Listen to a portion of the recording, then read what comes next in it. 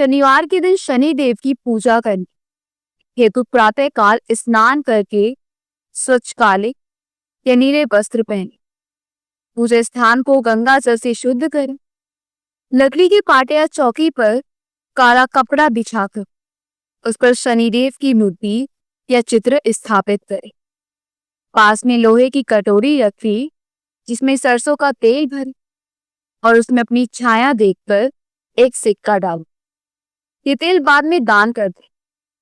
पूजा में उपयोग की जाने वाली सामग्री कुछ इस प्रकार: काले तिल, काले चने, उड़द की दाल, काला कपड़ा, सरसों का तेल, लौंग, दीपक, नीले या काले फूल, धूप, अगरबत्ती, गंगा जल, पंचामृत, दूध, दही, घी, शहद, शक्कर, नारियल, सुपारी, अक्षत, चावल, मौली, पुष्प माला, लोहा, रुमाल या कपड़ा दान हेतु काले धागे की नजर, सुरक्षा माला। शनिदेव को पहले पंचामृत से स्नान करा, फिर गंगा जल से शुद्ध करें। उन्हें काले तिल, तेल, उड़द, नीले फूल अर्पित करें। सरसों के तेल का दीपक जलाएं। शनि चालीसा, शनि स्तोत्र, शनि आरती और शनिश्चर कवच का पाठ करें। ध्यानपूर्वक शनिदेव को प्रणाम करें और उसे अपने पापों की क्षमा मांगे। अंत में तेल, वस्त्र, अन्न और दक्षिणा किसी वृद्ध, निर्धन या ब्राह्मण को दान। इस व्रत में दिन भर उपवास रखने का विधान। रात में शनिदेव की आरती करके व्रत का पारण करें। व्रत कम से कम 11, 21 या 51 शनिवार तक किया जा सकता है। शनिदेव की कथा इस प्रकार है। एक समय सभी नवग्रहों सूर्य, चंद्र, मंगल, बुध, बृहस्पति, शुक्र, शनि, राहु और केतु में विवाद छिड़ गया कि इनमें सबसे बड़ा कौन है। सभी आपस में लड़ने लगे और कोई निर्णय ना होने पर देवराज इंद्र के पास निर्णय कराने पहुंचे। इंद्र से घबरा गए और इस निर्णय को देने में अपनी असमर्थता जताई, परंतु उन्होंने कहा कि इस समय पृथ्वी पर राजा विक्रमादित्य हैं जो कि अति न्यायप्रिय हैं, वे ही इसका निर्णय कर सकते हैं। सभी ग्रह एक साथ राजा विक्रमादित्य के पास पहुंचे और अपना विवाद बताए, साथ ही निर्णय के लिए कहा। राजा इस समस्या से अति चिंतित हो उठे क्योंकि वे जानते थे कि जिस किसी को भी छोटा बताया वही कोपित हो उठेगा। तब राजा को एक उपाय सूझा। उन्होंने स्वर्ण, रजत, कांस्य, पीतल, सीसा, रांगा, जस्ता, अभ्रक और लौह से 9 सिंहासन बनवाए और उन्हें इसी क्रम से रख दिए। फिर सबसे निवेदन किया कि आप सभी अपने अपने सिंहासन पर स्थान ग्रहण करें। जो अंतिम सिंहासन पर बैठेगा वही सबसे छोटा होगा। इस अनुसार लौह का सिंहासन सबसे बाद में होने के कारण शनिदेव सबसे बाद में बैठे, तो वही सबसे छोटे कहलाए। उन्होंने सोचा कि राजा ने यह जानबूझकर किया है।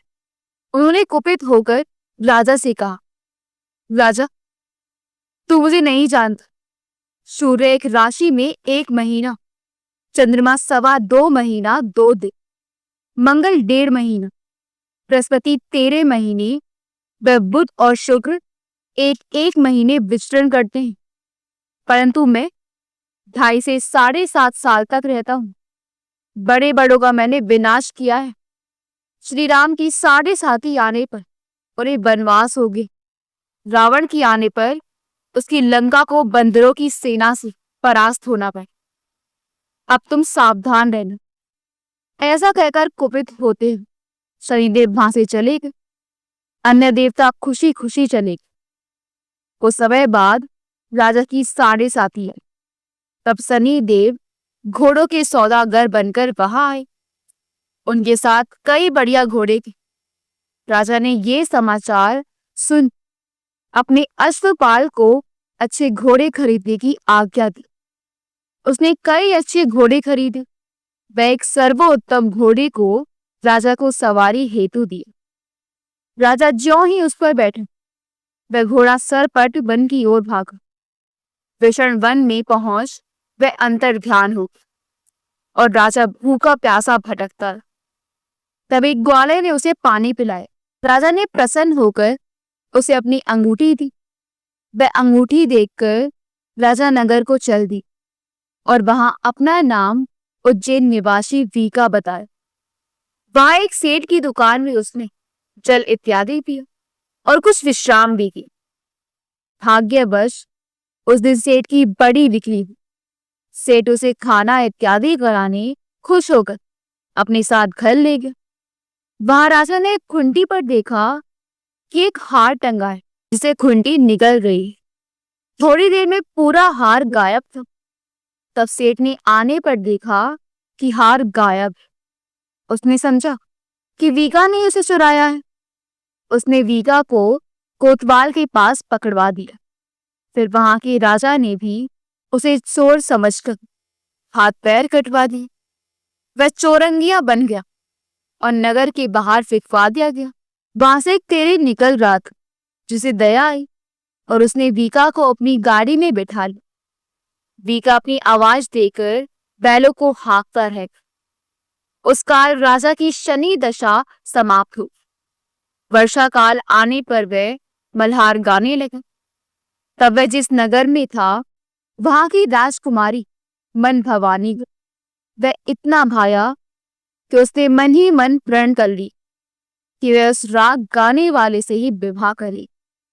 उसने दासी को ढूंढने भेजा। दासी ने बताया कि वह एक चोरंगिया है, परंतु राजकुमारी ना मान। अगले ही दिन से उठते ही वह अनशन पर बैठ गई कि विवाह करेगी तो उसी से।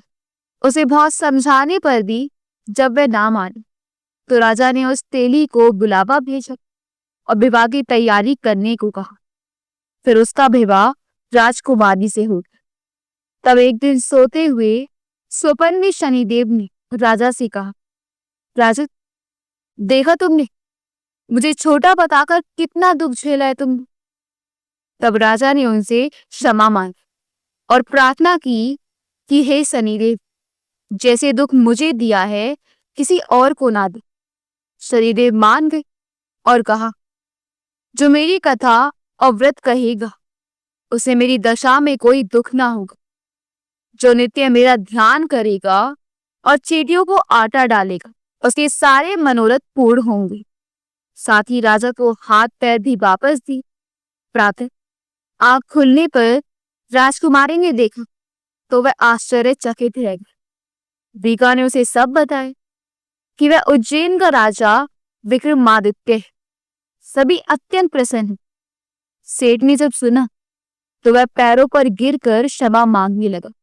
राजा ने कहा कि वह तो शनिदेव का कोप था, इसमें किसी का कोई दोष नहीं। सेठ ने फिर भी निवेदन किया कि मुझे शांति तभी मिलेगी जब आप मेरे घर चलकर भोजन करेंगे। सेठ ने अपने घर नाना प्रकार के व्यंजनों से राजा का सत्कार किया। साथ ही सबने देखा कि जो खुंटी हार निकल गई थी वही अब उसे उगल रही थी। सेठ ने अनेक मोहरी देकर राजा का धन्यवाद की और अपनी कन्या श्री कम्बरी से शादी का निवेदन की।